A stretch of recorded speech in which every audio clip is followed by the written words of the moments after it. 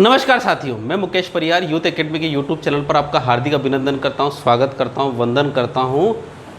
आपने सीटेट और MPTET, army, police, bank, मतलब किसी भी प्रकार का सेट ले लो, तो आपने शुक्रवार के दिन 15 क्वेश्चन को पढ़ा है। अब शनिवार के दिन 15 क्वेश्चन को और हम पढ़ रहे हैं, ठीक है। तो आज वही 15 क्वेश्चन आपको करना है और 15 क्वेश्चन में से 15 क्वेश्चन हम करवा चुके हैं। 16 से लगाकर 30 तक के क्वेश्चन हैं। वही आपको डिस्क्रिप्शन बॉक्स में लिंक रहेगी या फिर पीडीएफ रहेगा, जो भी रहेगा आप उसको पहले सोल्व करिएगा। सबसे पहले सोल्व करिएगा, उसके बाद इसके सॉल्यूशन को देखिएगा न। अगर सॉल्यूशन को अगर आपको लगता है कि हमको डायरेक्ट सोल्व करते हो, तो सबसे पहले जो क्वेश्चन आपके बोर्ड पर आए तब से पहले उसको वही वीडियो को पॉज कर दीजिए, उस क्वेश्चन को सोल्व कर लीजिए, उसके बाद देखिए उत्तर कितने आते, ठीक है। 15 में से 15 आना चाहिए और इन सेट को सबको संभाल के रखना है, ठीक है। चलिए, तो आपका जो क्वेश्चन, एक दुकानदार एक सिलाई मशीन को 850 रुपये में खरीद कर 1020 रुपये में बेचता है, ठीक। तो क्या होता है, उसे कितने प्रतिशत का लाभ हुआ? पहली बात तो ये, ठीक। अब आप सोचिए, अब आप यहाँ पे करिए। अगर इसको अनुपात कर लेते तो बहुत सारी चीज़ें होती। देखो तो 17 5 85 0, 17 6 102, ठीक। यानी 50 की चीज़ 60 में बेच रहा है।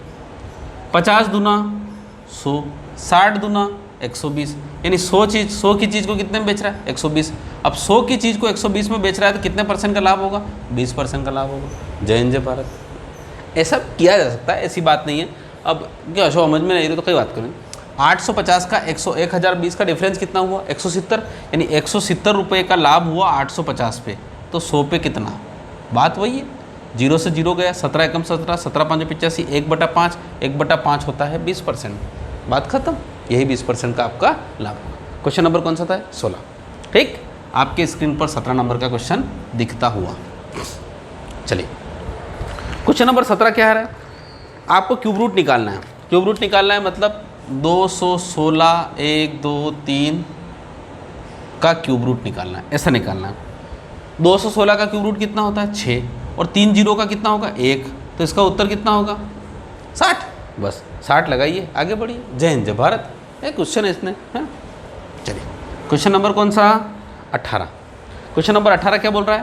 देखो, इसका मैं चित्र बना ही देता हूँ आपको, है ना। ये रहा A O B, ये ऐसा बन रहा है, ये ऐसा बन रहा है, ये ऐसा बन रहा है, ये ऐसा बन रहा है।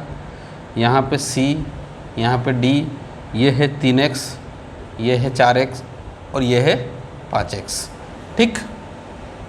ये तो बताइए इसमें सबसे बड़े कोण का मान कितना है? आपको पता है एक रेखा पर बने हुए कोणों का योग कितना होता है? 180 डिग्री, जिसको हम मतलब रिजु कोण बोलते हैं, रेखिक कोण भी बोलते हैं। तो 4 7 और 5 कितना हो गया? सॉरी, 4 3 7 और 5 12, यानी इसका मतलब होता है ये पूरा कितना डिग्री है? 12x। 12x किसके बराबर होगा? 180 के बराबर। तो x बराबर कितना होगा? 12 एकम 12, 12 5 60, मतलब x बराबर 15 डिग्री। x बराबर 15 डिग्री तो ये होगा 75 डिग्री, ये 15 चौक 60 डिग्री, ये 15 3 45 डिग्री। तो आप बताओ सबसे बड़ा कोण कौन सा होगा? 75 डिग्री। तो सबसे बड़ा कोण क्या है? 75 डिग्री। लगाइए, आगे बढ़िए। कितने सुंदर सुंदर से क्वेश्चन है आपके पास। कितने क्वेश्चन हो चुके हैं? 18। चलिए, अब हम बढ़ते हैं हमारे क्वेश्चन नंबर 19 की तरफ। Question number 19 on your screen. अब सवाल बड़ा प्यारा है। क्या हो रहा है? 144 पेन बेचने पर राम को 6 पेनों के विक्रय मूल्य के बराबर हानि होती है। इसका मतलब क्या हुआ? इसका मतलब हुआ कि 144 पेन बेचने पर 6 पेन की हानि होती है। 6 पेन की हानि का मतलब होता है, पेन अगर होते 150, समझ पा रहे हो कितना होता? 144 पेन बेचने पर 6 पेनों के विक्रय मूल्य के बराबर हानि होती है। यानी 150 पेन उसने लिए और कितने बेचे? 144 बेचे। मतलब समझ पा रहे हो? यहाँ पे इस प्रकार की चीज़ हो रही है। या फिर यूँ कहें कि 150 पेन का विक्रय मूल्य 156 पेनों के 150 पेनों का क्रय मूल्य 156 पेनों के विक्रय मूल्य से प्राप्त होता है। यही बात हो रही है, मतलब इस प्रकार। तो यहाँ पर कंडीशन ये हो रही है कि 6 पेन की हानि हो रही है मुझे। कितने पर? 150 पर। तो 100 पर कितनी? ये आपका सवाल है। सिंपल सी चीज़ है। चलिए यहाँ से काटिए, 0 से 0 कटा, 3 दूना 6, तीनों 5 15, 2/5, 2/5 कितना होता है 40%। इसका उत्तर है ए। यहाँ पे अभी तो सॉरी, तीनों 5 15, 0 0 कहाँ से काट दिए, ये 50 हो रहा है, 50 एकम 50, 50 दूना 100, यानी इसका मतलब होता है 4% की उसको हानि हो रही है। कितने परसेंट की हो रही है, 4% की हानि। बहुत सिंपल क्वेश्चन है ये भी। चलिए अब हम बढ़ते हैं क्वेश्चन नंबर कौन सा 20। क्वेश्चन नंबर 20 क्या हो रहा है आपके पास, 3 संख्याओं का औसत कितना है 7। अब 3 संख्याओं का औसत 7 है तो तीनों संख्याओं का योग कितना होगा 21। भाई 3 संख्या माना कि एक x हो गई, एक y हो गई और z हो गई, तो तीनों संख्याओं का योग कितना हो जाएगा 21। ये बोल रहा है ना, तीनों संख्याओं का योग बोल रहा है। पहली 2 संख्याओं का औसत 4 है, पहली 2 संख्या मतलब x + y, और इनका औसत 4 है तो 4 दूनी कितना होगा 8। ठीक, x + y + z बराबर 21 और x + y बराबर y। अब वो बोल रहा है तीसरी संख्या क्या होगी, तो आपको पता है इसमें से इसको घटा लेंगे तो x + y तो 21 में से 8 जाएगा तो कितना बचेगा 12 कि 13, 13। तो z बराबर कितना हो जाएगा 13, यानी तीसरी संख्या कितनी होगी 13। सिंपल सा दूसरा लगाइए, आगे बढ़िए। सिंपल सिंपल से क्वेश्चन से। चलिए क्वेश्चन नंबर कौन सा हो गया 20 हो गया। आप देखते हैं अपन 21। मोहन ने एक कार 2,50,000 में खरीदी। कोई बात नहीं, मोहन खतरनाक आदमी है, 2,50,000 में ये खरीदी। ठीक, अब उसके बाद क्या बोल रहा है, उसने 3,48,000 में बेच दी। ठीक, अब उसको क्या बोल रहा है, तो उस पर कार पर कितना प्रतिशत का लाभ हुआ। देखो अभी अनुपात ले लो 1 2 3, 1 2 3। ठीक, 250 की चीज़ 348 में बेच दी। और भी काट सकते हैं 200, अब यूँ बोल सकते हैं 250 रुपये की चीज़ 348 में बेच दी, तो लाभ कितने का हुआ। अरे आपको दिख रहा है 50 इधर और 48 इधर, 50 और 48 कितना होता है 98, यानी 98 रुपये का लाभ हुआ उसको। कितने पर हुआ 250 पे, तो 100 पर कितना, ये सवाल है आपको, सवाल यही है। काटो काटो तो 50 से काटो, 50 दूना 100 और 50 5 125। ठीक, हो गया आपका पाप। अब यहाँ पे 5 है, अगर यहाँ 5 की जगह में 10 होता तो थोड़ा काम बढ़िया होता। तो मैं 2 का गुणा इधर भी कर देता हूँ और 2 का गुणा ऊपर भी कर देता हूँ।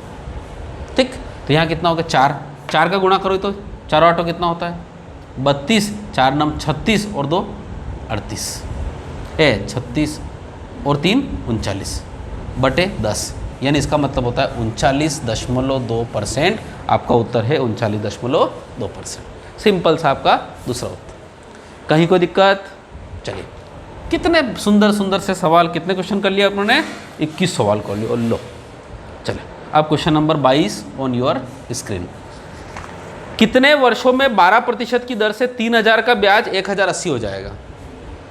यानी एक बात देखो फार्मूला देखो इधर, 3,000 का ब्याज 1,080 रुपये हो जाएगा, यानी ब्याज बराबर मूलधन गुणित दर कितनी है 12%, समय कितना है नहीं पता, बटे कितना 100।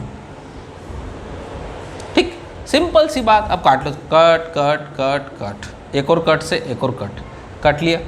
12 तिया कितना होता है 36, 36 तिया कितना होता है 108, यानी इसका मतलब होता है आपका जो क्वेश्चन मार्क मतलब टाइम बराबर होगा 3 साल। 3 साल कितना हो जाएगा आपके पास, 3 साल में आपका जो धन है वो 3,000 का 1,080 हो जाएगा। सिंपल सी बात है। ठीक, चलिए अब हम बढ़ते हैं क्वेश्चन नंबर कौन सा 23 की तरफ। Question number 23। क्वेश्चन नंबर 23 आपकी स्क्रीन पर क्या हो रहा है, साधारण ब्याज की किस दर से किस धन का 10 वर्ष का ब्याज उस धन का 2/5 हो जाएगा। यानी 1 रुपये का ब्याज 2/5 हो गया, ये बोल रहा है। न जाने कितनी रेट ऑफ इंटरेस्ट से रेट ऑफ इंटरेस्ट कितनी न जाने, और समय कितना है 10 वर्ष, बटे कितना 100, ये ऐसा बोल रहा है। देखो मैंने आपको सिंपल इंटरेस्ट और कंपाउंड इंटरेस्ट के सवाल क्यों करवाए थे, ऐसे सवाल को बहुत जल्दी करवाया था मैंने। पर अब क्या होता है कि एमपी टेट की तैयारी कर रहे हैं तो फिर आप बहुत सारे बोलते हैं कि ऐसे कैसे करें, तो कोई बात नहीं, ये 0 से 0 कट गया, 5 एकम 5, 5 दूनी 10, 2 दूनी 4, तो R बराबर कितना हो गया 4%। आपका उत्तर है, पहला उत्तर है, लगाइए आगे बढ़िए। सिंपल सिंपल से सवाल। कितने सवाल हैं, सिंपल सिंपल से सवाल। चलिए अब हम बढ़ते हैं हमारे अगले क्वेश्चन की तरफ। Now turn to the question number 24। 24 में देखो 2 रेखाएं हैं, ये रही। ठीक, उसमें क्या है A B सी और डी, ये दो रेखाएं। अब उसमें ये कितनी डिग्री है? 50 डिग्री। अब वो बोल रहा है, क्या बोल रहा है कि कोण BOC निकालो, यानी ये O है तो BOC मतलब ये OC, ये निकालना है।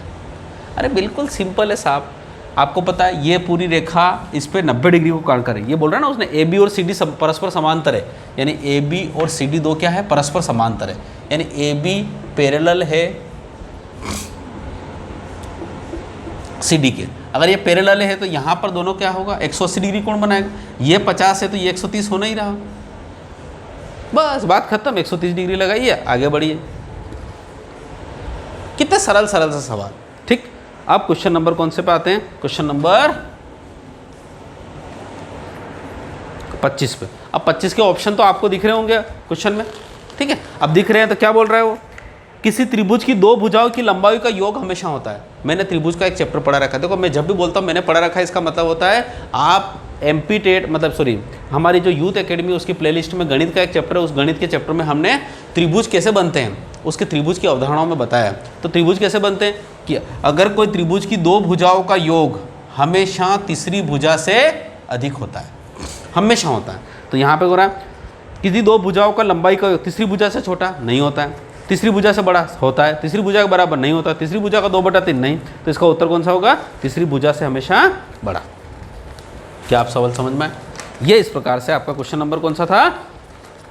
25। अब आते हैं अपन 5 क्वेश्चन और करना है अपने को। 26 वाला क्वेश्चन, क्वेश्चन नंबर 26 क्या बोल रहा है? बहुत ही प्यारा सवाल है। किसी आयत का खेत का विकर्ण 17 सेंटीमीटर है, यानी ये आयत है, इसका विकर्ण कितना है? 17।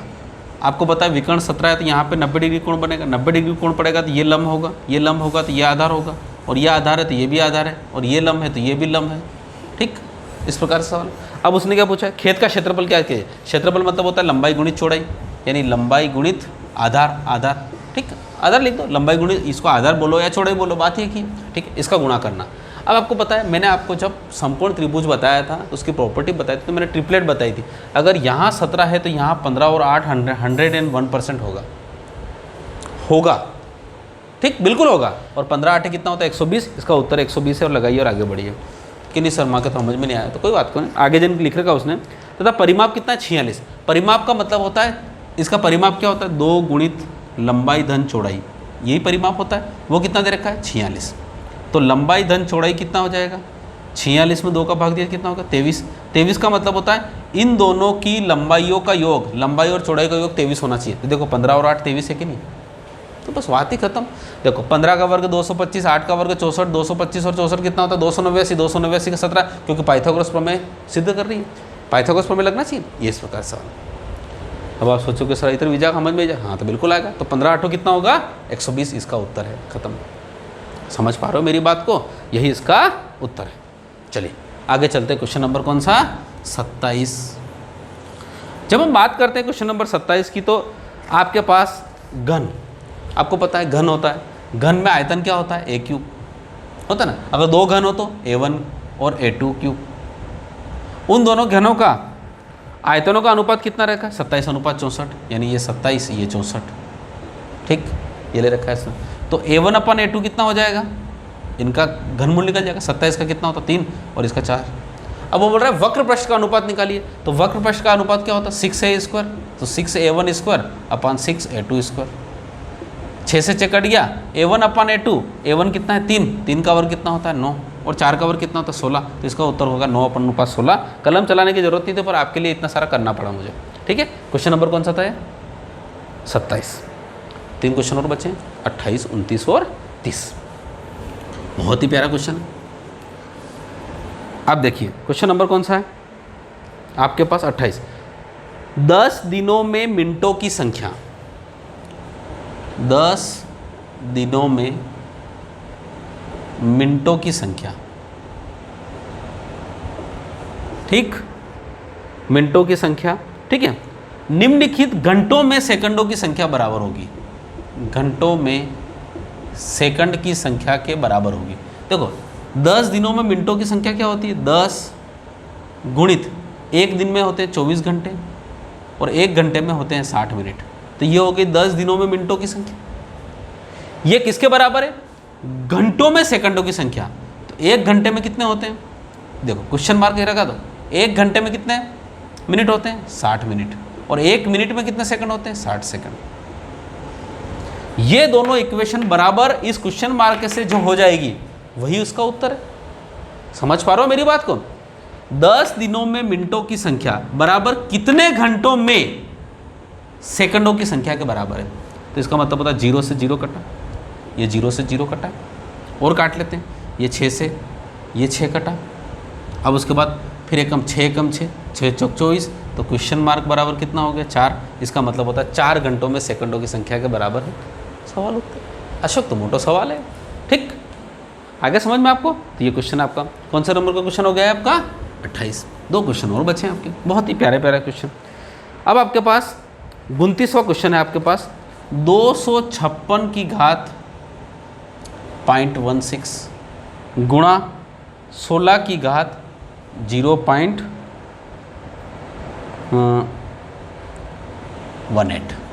ऐसा, ठीक? ऐसा ही। अब देखो आपको पता है 3-4 सूत्र है। सूत्र ये हो रहा है कि x की पावर m गुणा x की पावर n, तो दोनों का योग हो जाता है घातों का।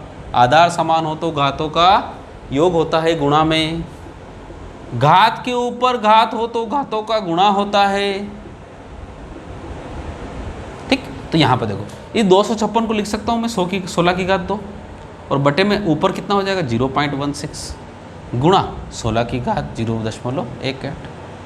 अब देखो घात के ऊपर घात हो तो घातों का गुणा होता है, ये लिखा है, तो 16 दूना कितना होता है? 32, यानी इसका मतलब होता है 16 की घात 0.32 हो जाएगा, गुणा 16 की घात 0.18 हो जाएगा, ठीक? आधार समान हो तो घातें जुड़ती है, यानी इसका मतलब होता है 16 की घात 32 और 18 कितना होता है? 0.5 हो जाएगा। 0.5 का मतलब होता है 16 को लिख सकते हूँ मैं 4 की घात 2, और उसकी भी घात कितना है? 0.50, है ना? चलिए, तो यहाँ पे 4 की घात 2। अब देखो 0.50 का मतलब कितना होता है? बटे 100 कर दो, तो 50 से कम 50, 50 दूना 100, यानी ये सवाल ऐसा बन गया 4 की घात 2 और उसकी भी घात 1/2। आपको पता है घात के ऊपर घात होती है तो घातों का गुणा होता है, 2 से 2 कट जाएगा तो बचेगा कितना? 4। तो इसका उत्तर कितना है? 4। सिंपल सा सवाल आपके ये, ठीक है? चलिए अब क्वेश्चन नंबर कौन सा?